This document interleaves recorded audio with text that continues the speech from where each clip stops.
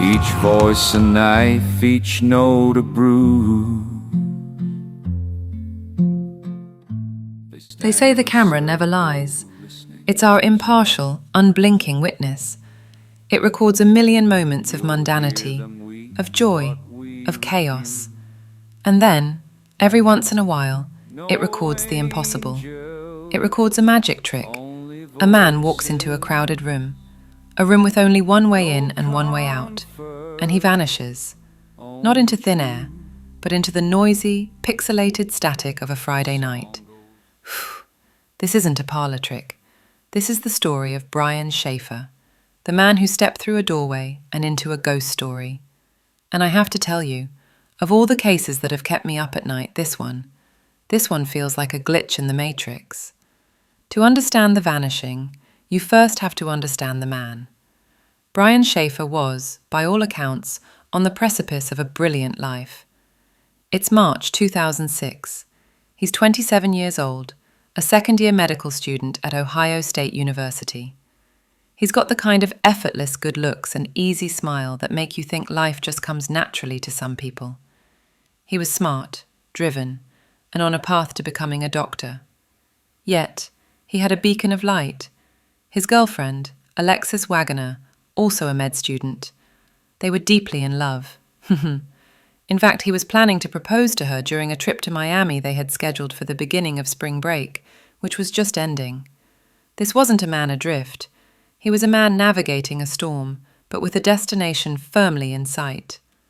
After dinner, Brian meets up with his friend, William Clint Florence.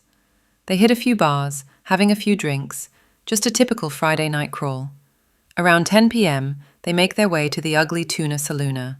And here, folks, is where our story leaves the realm of the ordinary and enters the truly bizarre. So, Brian and Clint go up the escalator. They have a few more drinks. Sometime after midnight, Brian calls Alexis, who is back at home.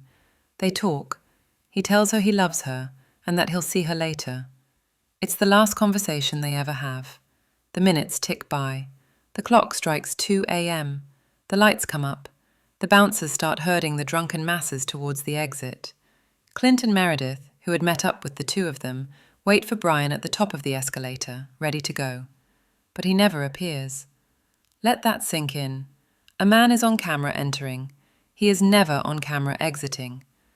Investigators combed through that footage frame by agonizing frame. They accounted for every single person seen entering and leaving. Except one. It just didn't make sense. All right, we're at a complete impasse. A man has vanished from a building he was never seen leaving, and his best friend has clammed up. This is the point where the facts end and the speculation begins. And the theories in this case are a rabbit hole of possibilities, ranging from the mundane to the truly sinister. Before we dive into that rabbit hole, if you find these kinds of impossible puzzles as fascinating as I do, consider hitting that subscribe button and ringing the bell. This channel is all about peeling back the layers of stories that logic forgot. Okay, let's get weird. So, what happened in that sliver of time after 1:55 a.m.? Then there are the more creative theories. You can't talk about a missing college-age male in the Midwest without someone bringing up the smiley face killer theory. This theory posits that a gang or network of serial killers is responsible for the drowning deaths of numerous young men across the country, leaving a smiley face graffiti near the scene. Brian fits the victim profile, but there are problems. The Ugly Tuna is not particularly close to a major body of water where a body could be dumped. And of course, Brian's body has never been found at all. It's an intriguing, if unlikely, fit. The last faint ping from Brian's cell phone was registered in the early hours of April 1st, from a tower in Hilliard, Ohio, about 14 miles northwest of his apartment. Did he make it that far? Or was it just a meaningless electronic echo? For years, Alexis, his girlfriend, called his phone every night, hoping that one day he might pick up. It always went to voicemail. So, where does that leave us?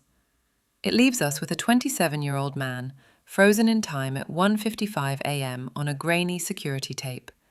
He is a paradox, a man who was everywhere and then suddenly nowhere, a phantom of the digital age. What do you think happened to Brian Shaffer?